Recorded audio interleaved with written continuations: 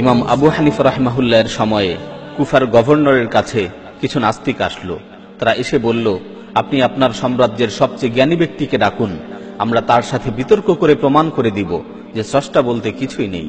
এই পৃথিবী কোনো স্রষ্টা ছাড়া একা একাই সৃষ্টি হয়েছে এবং এই পৃথিবী কোনো নিয়ন্ত্রক ছাড়া একা একাই পরিচালিত হচ্ছে। কুফার গভর্নর বিতর্কের জন্য যুগ শ্রেষ্ঠ ফকিহ ইমাম আবু হানিফা রাহিমাহুল্লাহকে দাওয়াত দিলেন। ইমাম আবু হানিফা রাহিমাহুল্লাহ নাস্তিকদের চ্যালেঞ্জকে গ্রহণ করলেন এবং বিতর্কে অংশগ্রহণের ব্যাপারে সম্মতি জানালেন। দিন তারিখ ঠিক করে বিতর্কের আয়োজন করা হলো। বিতর্কের দিন বিতর্ক দেখার জন্য সকলে উপস্থিত। নাস্তিকরা ঠিক সময়ে মঞ্চে এসে উপস্থিত হলো। ইমাম আবু হানিফা রাহিমাহুল্লাহ ইচ্ছা করেই দেরি করতে লাগলেন।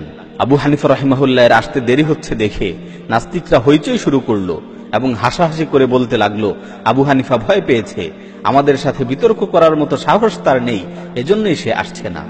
কিছুক্ষণের মাঝেই দেখা গেল ইমাম আবু হানিফা রাহিমাহুল্লাহ তাড়াহুড়া করে একাই মঞ্চে এসে উপস্থিত হলেন। তখন নাস্তিকরা বলল, আপনি কেন দেরি করলেন, আমরা তো জিতে গেছি। আবু হানিফা রাহিমাহুল্লাহ বললেন, শান্ত হও, কে জিতবে সেই বিষয়ে পরে আসছি, আগে শুনো কেন আমার দেরি হলো। সবাই বলল, আচ্ছা ঠিক আছে, বলুন কেন আপনার দেরি হলো। আবু হানিফা রাহিমাহুল্লাহ বললেন, আমি এখানে আসার জন্য ঠিক সময়ে বাড়ি থেকে বের হলাম। আমার বাড়ি থেকে এখানে আসতে মাঝখানে একটি নদী পড়ে। আমি যখন নদীর পাড়ে আসি তখন দেখতে পেলাম নদীতে কোনো নৌকা নেই। আমি খুব চিন্তায় পড়ে গেলাম, নৌকা ছাড়া কিভাবে আসব। বেশ কিছুক্ষণ দাঁড়িয়ে রইলাম। হঠাৎ করে দেখতে পেলাম নদীর মাঝখান থেকে একটি বিশাল বড় গাছ বেরিয়ে আসলো।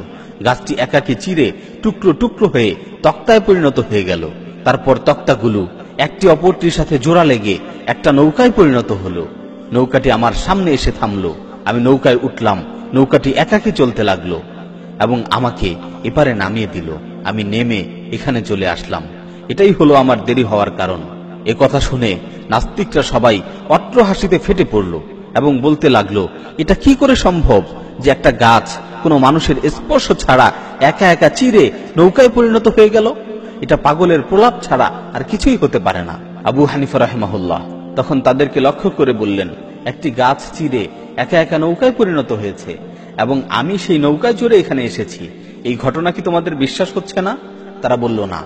আবু হানিফা রাহিমাহুল্লাহ জিজ্ঞেস করলেন, বিশ্বাস না হওয়ার কারণ কি? তারা বলল, মানুষ বা যন্ত্রের সাহায্য ছাড়া একটা নৌকা কখনো নিজে নিজে তৈরি হতে পারে না, আর কোনো মাঝি বা নিয়ন্ত্রক ছাড়া কোনো নৌকা একা একা চলতে পারে না। এই জবাব শোনা মাত্রই আবু হানিফা রাহিমাহুল্লাহ বলে উঠলেন, আমার আজকের বিতর্ক এখানেই শেষ। কারণ তোমাদের বিশ্বাস অনুযায়ী কোনো মানুষের স্পর্শ ছাড়া, কোনো স্রষ্টা ছাড়া একটা নৌকা যদি একা একা তৈরি হতে না পারে, তাহলে এই বিশ্ব জগৎ, আসমান জমিন, চন্দ্র সূর্য, গ্রহ নক্ষত্র, পাহাড় সমুদ্র, নদী নালা, গাছপালা, পশু পাখি, এগুলো কোনো স্রষ্টা ব্যতীত একা একা কিভাবে সৃষ্টি হলো? একটা নৌকা যদি কোনো নিয়ন্ত্রক ছাড়া একা একা চলতে না পারে, তাহলে এই বিশ্ব জগৎ কোনো নিয়ন্ত্রক ছাড়া একা একা কিভাবে পরিচালিত হচ্ছে? এই কথা শুনে নাস্তিকদের বাক রুদ্ধ হয়ে গেল। তারা হতবাক হয়ে গেল এবং জবাব দেওয়ার মতো কোনো ভাষা খুঁজে পেল না।